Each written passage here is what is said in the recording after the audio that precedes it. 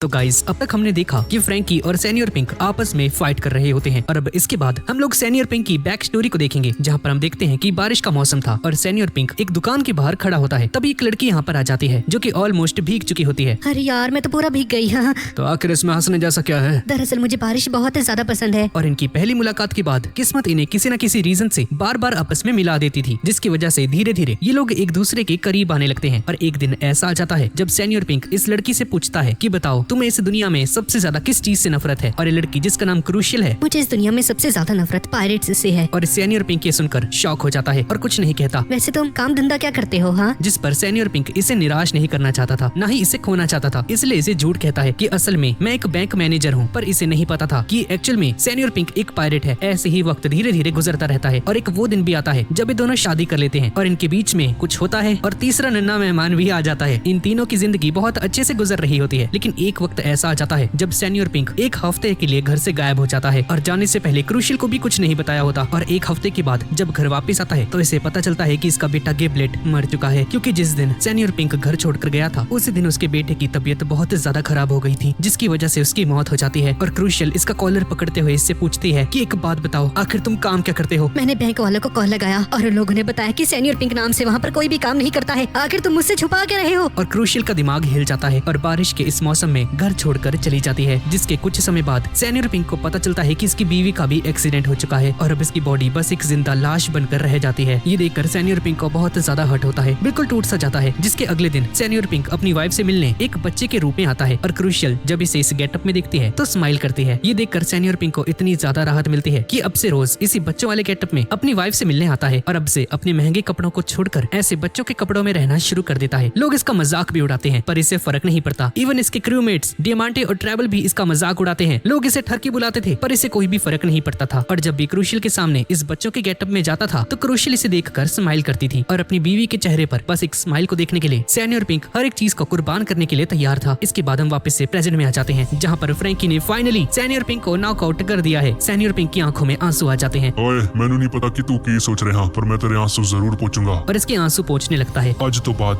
ਅਸੀਂ ਦੋਨੋਂ ਕਿਤੇ ਵੀ ਮਿਲूंगे ਤਾਂ ਤੁਸੀਂ ਮੈਨੂੰ ਇਸ ਕ੍ਰੂਸ਼ੀਅਲ ਦੇ ਬਾਰੇ ਜ਼ਰੂਰ ਦੱਸਿਓ। और सीनियर पिंक की हार के साथ ही एक और एग्जीक्यूटिव मेंबर नॉकआउट हो जाता है और टुनटाटा किंगडम के लोगों को लेकर फ्रैंकी फैक्ट्री के अंदर पहुंच जाता है। इस फैक्ट्री ਨੂੰ तबाह कर दो। इसके बाद हम डिमांटे और कीरोस को देखते हैं, जहाँ पर डिमांटे ने अपने हाफ मून नाम के एक अटैक को यूज किया होता है, जिससे कीरोस डॉज करता जाता है। तुम्हें क्या लगा कि तुम कोलोसियम के सबसे स्ट्रॉन्गेस्ट और टफेस्ट फाइटर बनते रहोगे? हाँ, जरा अपने सामने देखो, मुझ पर नजर डालो। इस वक्त कोलोसियम का सबसे खतरनाक फाइटर मैं हूँ। अगर ऐसा है तो इसमें मैं क्या करूँ? और ऐसा बोलकर डिमांटे पर हमला कर देता है, पर डिमांटे इसे डॉज कर जाता है और डिमांटे इसे चिढ़ाने की कोशिश करता है और कहता है कि तुम तो एक टांग के साथ इस पूरे शहर में घूम रहे हो और अपनी बेटी को बचाते फिर रहे हो, तुम्हें तो कब का मर जाना चाहिए था। अगर मैं अपनी टांग का बहाना लगाने लगा तो मुझे इस बैटलफील्ड में होना ही नहीं चाहिए था, पर मुझे अपनी टांग को खोने का कोई पछतावा नहीं है, क्योंकि मैंने ये उसके लिए सेक्रीफाइस किया है जिसे मैं सबसे ज्यादा प्यार करता हूँ। और इसी दौरान डिमांटे कुछ पटाखों में आग लगा देता है, जिससे कुछ स्पाइकी सी चीजें बाहर निकलती हैं, जिन्हें कि ये बंदा कांटों वाली बॉल में चेंज कर देता है और इन स्पाइकी बॉल्स से सभी लोग एक दूसरे को बचा लेते हैं। लेकिन इसी दौरान डिमांटे कीरोस के पैर पर गोली चला देता है, जिसकी वजह से कीरोस के ऊपर अब वो कांटे वाली बॉल से लग रही होती हैं। तुम इस गन को देख रहे हो क्या? हाँ, मैंने इसी से तुम्हारी पत्नी की जान ली थी। ये सुनते ही रेबेका को बहुत ज्यादा गुस्सा आ जाता है। रॉबिन, मुझे छोड़ दो, आज मैं सच में इसे जान से मार दूंगी। लेकिन तभी कीरोस खड़ा हो जाता है। रेबेका मेरी बेटी, ये फाइट मेरी है। तुम आज के बाद से कभी भी तलवार नहीं उठाओगी, क्योंकि मैं चाहता हूँ कि तुम अपनी माँ की तरह बनो। और कीरोस अपनी स्वॉर्ड को लेकर डिमांटे को जान से मारने के लिए आगे बढ़ जाता है और इन दोनों के बीच में क्लोज कॉम्बैट शुरू हो जाता है। और इसी दौरान कीरोस की बॉडी के ऊपर वो आयरन बॉल्स गिर रही होती हैं, जिसे देखकर डिमांटे हैरान हो जाता है कि इसे दर्द क्यों नहीं हो रहा भाई, आखिर तुम किस चीज के बने हो? मुझे दर्द हो रहा है क्योंकि मैं एक इंसान हूँ और तुम्हें नहीं मालूम, जब तुम किसी इंसान से प्यार करते हो और वही इंसान तुम्हें भुला दे, तुम्हें ये भी नहीं मालूम कि कैसा लगता है जब तुम किसी को छुओ और तुम्हें उसे छूने का एहसास ही ना हो। ड्रेसरोसा के साथ इन 10 सालों में जो कुछ भी हुआ है वो मेरे इस दर्द के सामने कुछ नहीं, और आज मैं इस ड्रेसरोसा का दर्द बन के तुम्हें सबक जरूर सिखाऊंगा। जिसके अगले ही पल हम लोग देखते हैं कि कीरोस एक ही स्लैश में डिमांटे के उस अम्ब्रेला को 2 टुकड़ों में काट देता है, जिससे कि डिमांटे समझ जाता है कि अब इसकी हालत खराब होने वाली है। और इसी दौरान कीरोस के पैर में जो गोली लगी होती है वो उसे दिक्कत देने लगती है। जैसे मैंने तुम्हारी बीवी को मारा है ना, वैसे ही, ठीक वैसे ही आज मैं तुम दोनों को भी जान से मारने वाला हूँ। ये सुनकर कीरोस का दिमाग फट जाता है और अजीब अजीब से हमले करना शुरू कर देता है डिमांटे के ऊपर। और कीरोस के इन हमलों की वजह से डिमांटे नहीं बच पाता है और अपना गुस्सा और इतने सालों की पेशेंस सभी को मिलाकर फाइनली एक सिंगल अटैक से डिमांटे का काम तमाम कर देता है, जिससे कि पता चलता है कि कीरोस बहुत ज्यादा ताकतवर है दोस्तों। इसके पास कोई डेविल फ्रूट भी नहीं है, लेकिन स्टिल इसने एक टॉप के एग्जीक्यूटिव को जान से मार दिया है, जिसके पास डेविल फ्रूट की ताकत है, वो भी सिर्फ एक टांग पर खड़े होके। इसके बाद कीरोस रॉबिन का शुक्रिया अदा करता है। अब इसके बाद हम वियोला को देखते हैं, जहाँ पर ये सभी को बता देती है कि फाइनली कीरोस ने टॉप एग्जीक्यूटिव डिमांटे को जान से मार दिया है। ये सुनकर सभी लोग बहुत ही ज्यादा खुश हो जाते हैं। मैं नीचे जा रहा हूँ क्योंकि मुझे लगता है मैं किसी की जान बचा सकता हूँ। अब इसके बाद हम फूजितोरा को देखते हैं, जहाँ पर फूजितोरा अपने सभी मेंबर्स से पूछता है कि बताओ लोगों की सिचुएशन इस वक्त कैसी है, जिस पर एक सोल्जर बताता है कि हमने सभी सिटीजन्स को कंट्रोल में ले लिया है, जो कि अपने होश में नहीं थे। जितने भी ड्रेसरोसा के लोग हैं सभी को एक जगह पर इकट्ठा करो और उनकी सुरक्षा का ध्यान रखना। और इस तरफ पीका का दिमाग सटक जाता है और जोरो को छोड़कर कीरोस पर अटैक करना शुरू कर देता है, पर कीरोस अपने लिमिट में हो जाने की वजह से बिल्कुल भी लड़ नहीं पाता है, पर फिर भी हार नहीं मानता। मैं जानता हूँ ये 1 वर्सेस 1 फाइट नहीं होने वाली है, क्योंकि ये कोई सिंगल और फेयर बैटल नहीं है, लेकिन मुझे फिर भी हार नहीं माननी है और मैं किंग रिको को उनका पुराना ड्रेसरोसा सौंपना चाहता हूँ। ये सुनकर पीका इन दोनों से कहता है, एक बात तो बताओ, तुम्हारी नजरों में किंग रिको तुम्हारे लिए कैसा है? हाँ रेबेका, किंग रिको की वजह से तुम आज तक इतनी ज्यादा हिट रेट झेलती आ रही हो। कीरोस, तुम्हें तो उसकी वजह से अपनी टांग तक गंवानी पड़ी। जिस पर रेबेका बोलती है कि अपना मुंह बंद रखो। अपने मुंह से किंग रिको के बारे में कुछ भी बोलने से पहले एक बार दोबारा सोच लेना पीका। किंग रिको कभी भी बुरे नहीं थे, उन्हें बुरा तुम लोगों ने बनाया है। किंग रिको हमेशा मेरे लिए मेरे पिता के समान रहेंगे, क्योंकि उन्होंने मेरे जैसे एक बिगड़ैल बच्चे का ख्याल रखा था। उन्हें पता था कि ड्रेसरोसा के पास भले ही बाकियों की कंट्रीज जैसे पैसे नहीं है, पर उन्हें ये मालूम था कि सुकून को कभी भी दौलत से नहीं खरीदा जा सकता है, और शांति और खुशी से जिंदगी कैसे जी जाए ये उन्होंने ही हमें सिखाया है, और इस चीज को तुम जैसे लोग कभी नहीं समझ सकते हो। एक बात को याद रखना, आज तुम लोग हारने वाले हो और किंग रिको वापस से ड्रेसरोसा की कमान संभालेंगे। ठीक है, मैं समझ गया। और ऐसा बोलकर पीका यहाँ से चला जाता है, लेकिन रैंडमली सभी पर हमला करना शुरू कर देता है और जोरो से कहता है कि क्या तुम्हें मालूम है कि किंग्स प्लेट्यू के ऊपर अभी कौन है? इस कंट्री का राजा और कौन? नहीं, पुराना राजा। और एक बात बताओ, क्या तुम्हें नहीं लगता कि ये बात बहुत ही ज्यादा गलत है? हाँ? इसमें गलत क्या है? देख, तुम जानते हो कि इस दुनिया में बहुत सारे बदलाव आते रहते हैं, तो भला डोफ्लामिंगो सारा ब्लेम अपने ऊपर क्यों ले? हाँ, जोरो को इसकी बातें समझ नहीं आती हैं और इसके सर के ऊपर से जा रही थी, जैसे कि अभी मेरे। क्या तुम जानते हो इस कंट्री के किंग्स प्लेट्यू के ऊपर अभी कौन है? हाँ? इस कंट्री का राजा नहीं, उसके ऊपर सैमुराई भी है, गॉड उसो भी है। अब इनसे हम दोनों का क्या लेना देना है? मुझे इसी बात से गुस्सा आ रहा है, क्योंकि डोफ्लामिंगो ही इस कंट्री का असली राजा है, लेकिन यहाँ के लोग दोबारा से किंग रिको को अपना राजा बनाना चाहते हैं। और पीका वापस से खड़ा हो जाता है और किंग्स प्लेट्यू की तरफ आगे बढ़ना शुरू कर देता है। ये देखकर जोरो समझ जाता है कि अगर इसने जल्द से जल्द कुछ नहीं किया तो बहुत बड़ी तबाही होने वाली है। जोरो अपने मन में कुछ प्लान्स तैयार करता है और बोलता है कि अगर मैंने इसे नहीं रोका तो ये एक ही पंच से पूरे किंग्स प्लेट्यू और वहाँ पर मौजूद सभी लोगों को जान से मार देगा। जोरो अपना दिमाग चलाता है और अपने माइंड में 5 प्लान्स के बारे में सोचता है। पहला ये है कि सीधा जाकर पीका के दोनों पैरों को ही काट देता है, जिससे कि यहीं पर गिर जाए, लेकिन इसी वक्त सोचता है कि नहीं, ये ठीक नहीं होगा, क्योंकि मेरी स्वॉर्ड उस तक पहुंचेगी ही नहीं। दूसरा प्लान है कि क्यों ना मैं सभी को चिल्लाकर कहूँ कि ओ सॉपर सभी लोग वहाँ से जल्दी से हट जाओ, लेकिन वहाँ तक तो मेरी आवाज पहुंचेगी ही नहीं। अरे हाँ, क्यों ना मैं उन्हें कॉल कर ही बता दूं कि वहाँ से हट जाएं, पर मेरे पास तो स्नेल ही नहीं है। ऐसे ही जोरो बहुत सारे आइडियाज सोचता है, पर इसके सारे प्लान्स फेल हो जाते हैं। और यहाँ पर किंग एलिजाबेलो, मैंने अब तक अपने किंग पंच को बचा के रखा है, जिससे कि मैं अपने दोस्त किंग रिको को भी यहाँ पर बचाऊंगा। पर इसी दौरान जोरो यहाँ पर पहुँच जाता है और अब इसके पास एक नया और एक मास्टर प्लान होता है, और इसी के साथ जोरो अपने सर के ऊपर ब्लैक कफन बांध लेता है और इसके इस प्लान में ओलंबस भी साथ देने के लिए मान जाता है। और इसी दौरान हम देखते हैं कि पीका भी किंग्स प्लेट्यू की तरफ आगे बढ़ रहा होता है और जोरो ओलंबस से कहता है, हे, मैंने सुना है कि तुम किसी को भी एक बॉल की तरफ फेंक सकते हो। और पीका अपने रास्ते में आने वाले आम सिविलियंस को भी नुकसान पहुंचाना शुरू कर देता है। सुना मेरी बात,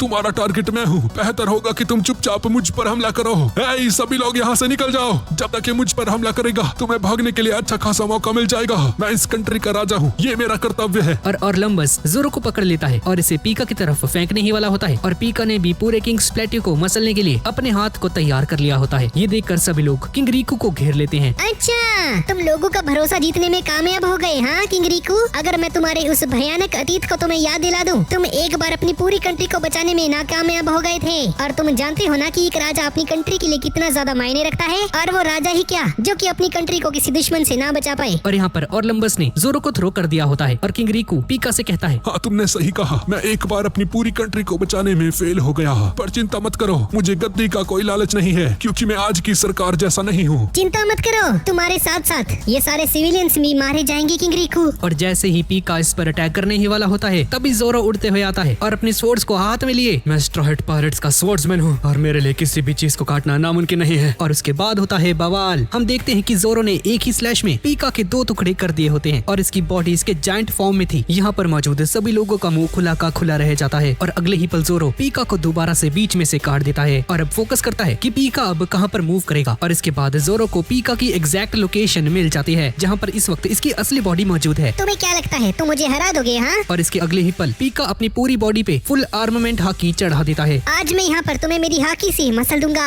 हाँ, तुमने सही कहा, लेकिन ये तभी मुमकिन होगा जब तुम्हारी हाकी मेरी हाकी से ज्यादा ताकतवर होगी। और जोरो पास्ट का एक सीन याद करता है कि कैसे ये मीहॉक से हार गया था और जोरो ने उसके बाद से कसम उठाई थी कि वो आज के बाद कभी भी किसी से भी नहीं हारने वाला है। अब इसके बाद हम वापस से प्रेजेंट में आ जाते हैं। ऐसी कोई भी चीज नहीं है जिसे मैं नहीं काट सकता। और एक और फ्लैशबैक को देखता है जहाँ पर मीहॉक ने इसे ब्लैक कोटिंग के बारे में बताया था, जिसके बाद जोरो अपनी सारी स्वॉर्ड्स पर हाकी की कोटिंग कर लेता है और इसी एक अटैक से पीका का काम तमाम हो जाता है। और ये देखकर यहाँ पर मौजूद सभी लोग हैरान हो जाते हैं। और पीका के नॉकआउट हो जाने के साथ ही पीका का वो स्टोन वाला स्टैचू किंग्स प्लेटू के ऊपर गिरने लगता है। ये देखकर किंग एलिजाबेलो अपने किंग पंच को यूज करते हैं, जिसकी वजह से यहाँ पर मौजूद सभी की जान बच जाती है। और इसी के साथ फाइनली एक और टॉप एग्जीक्यूटिव का काम तमाम हो जाता है और अब बस 2 लोग बचे हुए हैं। और जैसे ही जोरो ने पीका को हराया होता है, इसे एक फ्लैशबैक याद आ जाता है जहाँ पर मीहॉक ने जोरो से कहा था, एक बात बताओ कि तुम्हारी स्वॉर्ड कभी टूटी है क्या? हाँ, बहुत बार टूटी है, यहाँ तक कि जब मैं तुमसे लड़ रहा था तब भी टूट गई थी। हाँ, ऐसा होना आम बात है, लेकिन अगर तुम्हारे ब्लेड के ऊपर तुम हाकी की कोटिंग कर लेते हो और इसे एक ब्लैक ब्लेड में बदल देते हो तो ऐसा नहीं होगा। इसलिए तुम्हें जल्द से जल्द इस चीज को मास्टर करना होगा जोरो। और जब तक तुम इसमें कामयाब नहीं हो जाते, भूल जाओ मैं तुम्हें पीने के लिए कुछ भी दूंगा। और फाइनली आज जोरो अपनी स्वॉर्ड को ब्लैक ब्लेड में बदलने में कामयाब हो जाता है। और किंग एलिजाबेलो ने किंग्स प्लेटू के सभी लोगों को तो बचा लिया था, लेकिन इसका बाकी का जो स्ट्रक्चर था यहाँ मौजूद सिविलियंस के ऊपर गिरने लगता है, जिससे कि फुजितोरा बचा लेता है। और जैसे ही लोगों को पीका का हाफ स्टैचू खड़ा हुआ नजर आता है मगर वो गिरता नहीं है, तो इससे वो समझ जाते हैं कि एक और टॉप एग्जीक्यूटिव हारा जा चुका है। और सभी लोग एक्साइटेड हो जाते हैं। और जोरो के इतने मैसिव पावर को देखकर साई बोलता है कि ये बंदा कितना ज्यादा ताकतवर है, लेकिन इसने फिर भी कोलोसियम में कंपटीशन में हिस्सा नहीं लिया। हाँ, तुमने सही कहा, पर हैरानी की बात तो ये है कि इतने पावरफुल होने के बावजूद भी ये गार्प के पोते के अंडर में काम करता है, तो सोचो लूफी कितना ताकतवर होगा। और इसी दौरान टुनटाटा किंगडम वाले भी पूरी फैक्ट्री को डिस्ट्रॉय कर देते हैं। ये देखकर ट्रैवल यकीन नहीं कर पाता है। अरे